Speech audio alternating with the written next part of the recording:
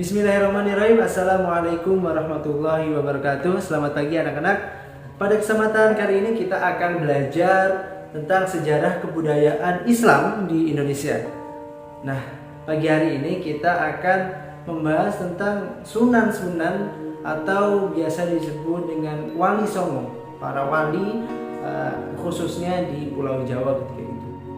Nah, pada pertemuan kita hari ini kita akan belajar tentang salah satu wali, yaitu wali Maulana Malik Ibrahim atau Sunan Maulana Malik Ibrahim. Nah, sebenarnya agama Islam itu masuk ke Nusantara, tepatnya di Pulau Jawa diperkirakan abad ke-7 Masehi, sekitar tahun 674 Masehi hingga 1433 Masehi. Dalam rentan waktu sekitar 800 tahun, agama Islam belum tersebar luas dan hanya dianut oleh sebagian kecil penduduk Nusantara. Meskipun para saudagar muslim sudah mulai berdatangan sejak 674 Masehi membangun jalur hubungan dagang, namun meluasnya Islam ke berbagai pelosok Nusantara setelah kemunculan para penyebar Islam yang dikenal dengan sebutan Wali Songo. Nah, kalian sendiri tahu nggak sih apa itu Wali Songo dan kenapa disebut Wali Songo? Nah, kalian bisa lihat Wali Songo berasal dari kata wali dan songo atau sanga, berarti 9 wali, yaitu wali dan songo itu 9, jadi wali songo, wali yang ada 9. Istilah wali songo dikaitkan dengan lembaga dakwah yang berisi tokoh-tokoh penyebar Islam dalam usaha mengembangkan Islam secara terorganisasi pada abad ke-15 dan abad ke-16 Masehi. Para penyebar Islam yang disebut wali songo yaitu sebutlah katakanlah Maulana Malik Ibrahim, Sunan Ampel, Sunan Giri, Sunan Bonang, Sunan Derajat, Sunan Kalijaga, dan Sunan Kudus. Kemudian ada Sunan Muria dan Sunan Gunung Jati.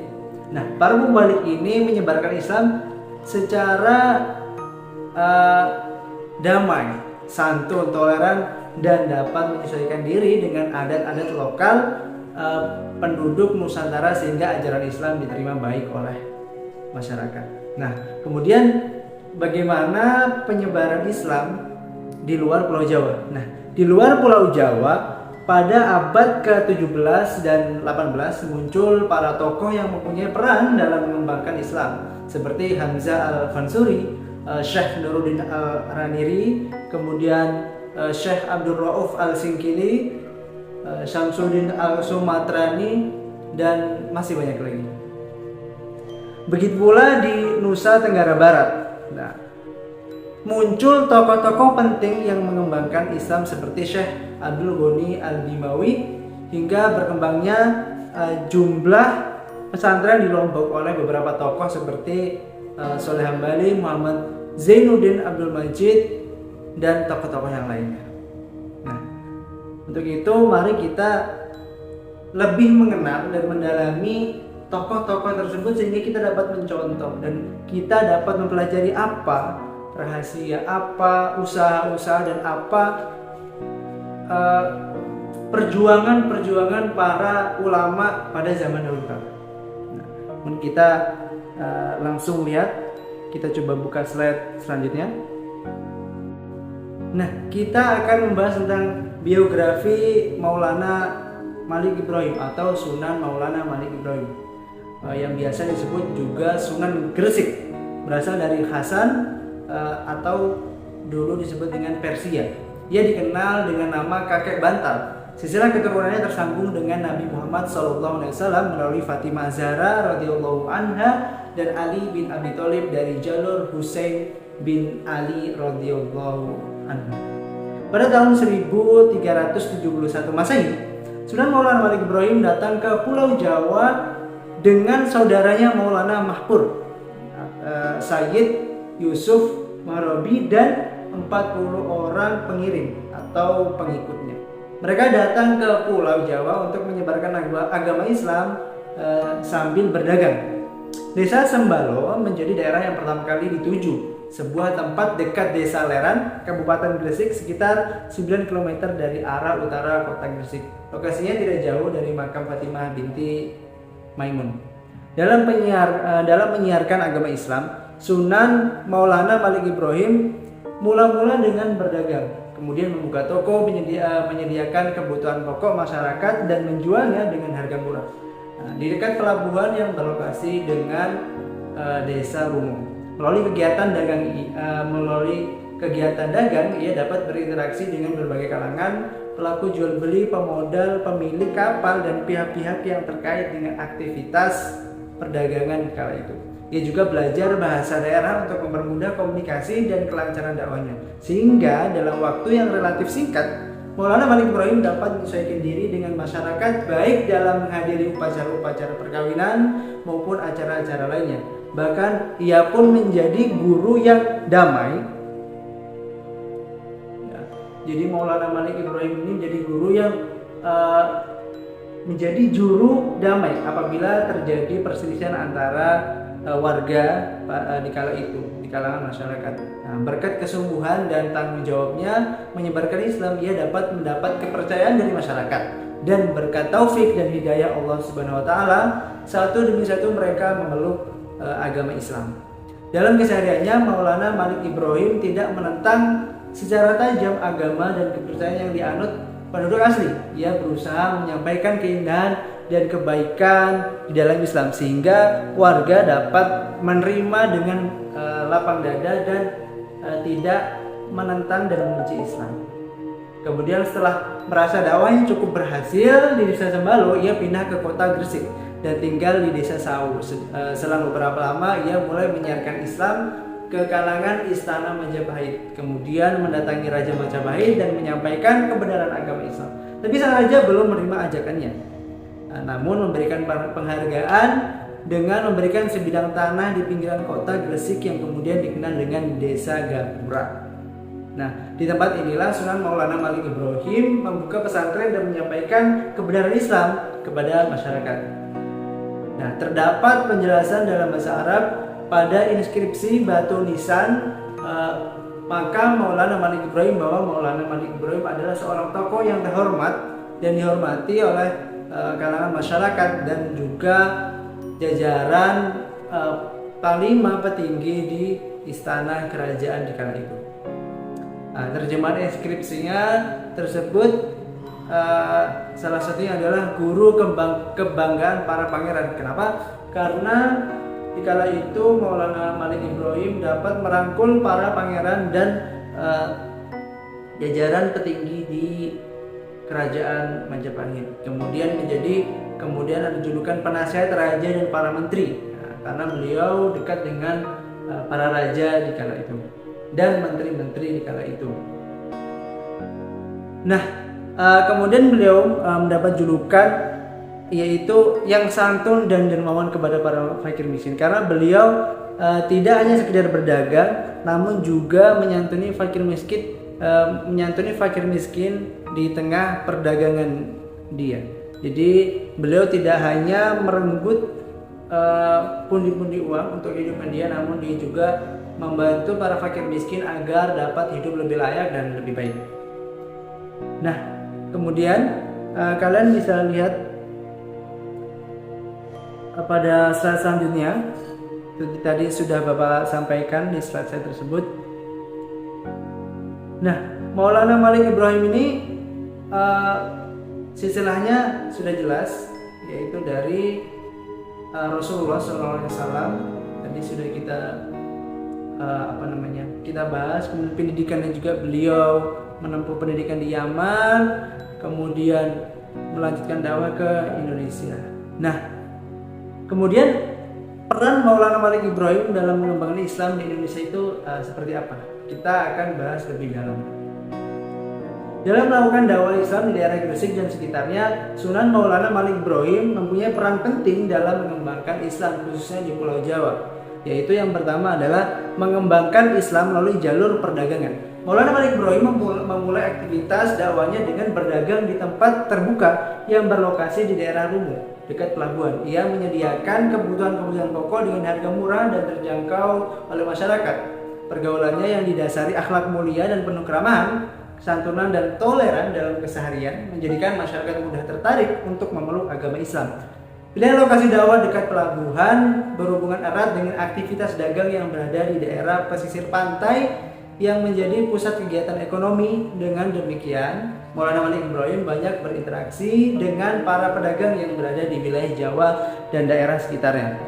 Kemudian yang kedua, bagaimana beliau berdakwah adalah dengan mendakwakan Islam kepada keluarga kerajaan Majapahit.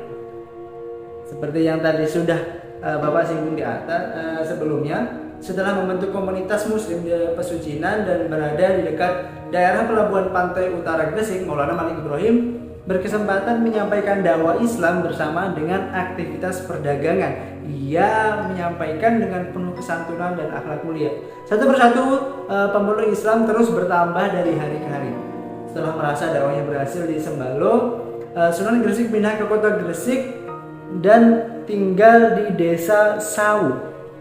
Dakwahnya pun merambah pada keluarga kerajaan Majapahit yang saat itu dipimpin oleh Brawijaya. Kedatangannya ke pusat kerajaan disambut baik, walaupun sang raja belum bersedia memeluk Islam karena adanya hubungan baik dengan kerajaan dan hubungan dagang. Maulana Malik Ibrahim diangkat menjadi Syah Bandar di Gresik dan diperbolehkan menyebarkan agama Islam di Gresik oleh raja. Kemudian Raja Brawijaya memberikan hadiah sebagai penghargaan kepada Maulana Malik Ibrahim dengan sebidang tanah di pinggiran kota Gresik. Tempat ini kemudian dikenal dengan Desa Gapura seperti yang sudah Bapak singgung tadi. Nah, hubungan baik Sunan Maulana Malik Ibrahim dengan keluarga kerajaan dengan menunjukkan sikap santun, arif dan bijaksana mengantarkannya diangkat menjadi penasihat raja serta menjadi guru para pangeran. Dakwah Maulana Malik Ibrahim kepada keluarga Raja Majapahit yang sedang mengalami masa kemunduran dibuktikan dengan adanya tulisan yang terukir dalam bahasa Arab menjelaskan kedudukannya dalam keluarga kerajaan. Karena itulah dakwah Islam terus berkembang di berbagai kalangan atas perjuangan Maulana Malik Ibrahim. Kemudian beliau mendirikan masjid dan pesantren. Seiring waktu, masyarakat Gresik semakin tertarik memeluk Islam karena sosok Maulana Malik Ibrahim yang santun, dermawan dan toleran. Kondisi ini mendorongnya membangun Masjid Pesucian, kini dikenal dengan Masjid Maulana Malik Ibrahim, terletak di Desa Leran, Kecamatan Manyar, wilayah pesisir utara Gresik. Nah, Masjid Pesucinan selain sebagai tempat ibadah digunakan juga sebagai tempat pembinaan balik santri dan masyarakat. Bahkan di tempat ini pula lahirnya pesantren pertama di Nusantara. Maulana Malik Ibrahim tidak hanya mengajarkan agama tapi juga pengetahuan tentang teknik irigasi sawah dan tambak yang bertujuan memajukan ekonomi masyarakat pesisir di sekitar pantai utara Gresik. Nah, di sini kita dapat mengambil pelajaran bahwasanya dakwah itu tidak hanya tentang menyebarkan Al-Quran ataupun hadis, tapi juga memperhatikan bagaimana masyarakat itu hidup dengan baik, bagaimana masyarakat itu hidup dengan layak sehingga dapat menerima ajaran Islam itu dengan senang hati. Nah, coba bayangkan bagaimana jika kita berdakwah dengan secara paksa tanpa memperhatikan kondisi sosial di masyarakat. Dan katakanlah kita berdakwah dengan kasar, tentu masyarakat tidak akan menerima kita dengan lapang hati. Mungkin mereka menerima dengan paksaan atau bahkan mereka acuh tak acuh dengan dakwah kita. Itulah. Jadi sebelum kita memberikan materi tentang Islam, kita juga harus memperhatikan kesejahteraan kehidupan masyarakat dan pengikut ataupun pendengar dari dakwah ataupun pesan-pesan Islam agar dapat masuk ke hati mereka. Kemudian bagaimanakah sikap dalam pribadi Maulana Malik Ibrahim? Dalam perjuangannya menyebar dan mengembangkan dakwah Islam, Sunan Maulana Malik Ibrahim menyampaikan ajaran Islam melalui sikap positif yang dapat diteladani dan diantara yaitu melakukan dakwah secara bertahap atau tadriji. Nah, ketika berdakwah kita tidak bisa langsung membahas hal-hal yang berat. Tentunya kita menyampaikan dengan perlahan, sedikit demi sedikit agar para masyarakat mengerti apa yang kita sampaikan. Nah, dalam dakwahnya Sunan Maulana Malik Ibrahim mengajarkan agama Islam secara bertahap. Tidak ada ajaran agama yang diberlakukan secara mendadak. Nah, semuanya melalui proses penyesuaian bagaimana budaya di sana, kemudian apa saja keseharian mereka, apa yang dilakukan, kapan waktu kosong, kapan waktu mereka bekerja, kapan kita bisa menyampaikan dakwah. Itu hal-hal yang harus diperhatikan. Jadi perjuangan dakwah Maulana Malik Ibrahim itu tidak mudah karena pada zaman itu masyarakat kental dengan hal-hal yang mistis atau hal-hal yang khurafat, hal-hal yang menyimpang, karena di kala itu mereka menyembah pohon, menyembah kuburan ataupun hal-hal yang lain ataupun jin, gunung dan semacamnya. Kemudian sikap yang kedua adalah gigih dan tangguh dalam berdakwah. Nah, kegigihan dan ketangguhan dalam menyebarkan agama Islam terbukti dari perjalanan jauh merantau dari tanah kelahirannya Hasan. Sekarang masuk wilayah Iran, menuju tanah Jawa melalui jalur laut yang melelahkan. Bayangkan, Maulana Malik Ibrahim berlayar dari Iran menggunakan jalur kapal, itu butuh berhari-hari, berbulan-bulan bahkan, hingga sampai ke tanah Jawa dan akhirnya menyebarkan dan mendakwakan Islam yang damai. Kemudian sikap yang ketiga adalah santun dan dermawan dalam berdakwah. Sikap ini ditunjukkan ketika berdagang dengan menggelar pasar murah dan selalu berbagi kepada fakir miskin. Kekayaannya diperuntukkan untuk berdakwah di jalan Allah Subhanahu wa taala. Nah, mungkin itulah beberapa pelajaran yang dapat kita ambil bersama sehingga kita dapat mengerti dan lebih memahami bagaimana Maulana Malik Ibrahim dalam berdakwah dan menyebarkan agama Islam di Nusantara. Karena di kala itu berdakwah di kalangan masyarakat itu tidak mudah karena begitu banyak penyimpangan, menyembah jin, menyembah pohon dan segala macam. Dan Maulana Malik Ibrahim patut kita contoh sebagai pendakwah yang penuh dengan perjuangan sehingga Islam dapat kita peluk pada hari ini, Islam dapat masuk ke dalam hati kita, dapat kita pelajari dan kita tidak tersesat seperti masyarakat pada zaman dahulu kala. Nah, mungkin itulah anak-anak, jadi kita harus mencontoh sikap beliau ketika besar nanti kita juga dapat meneruskan perjuangan pendahulu kita, salah satunya adalah para sunan, para wali songo.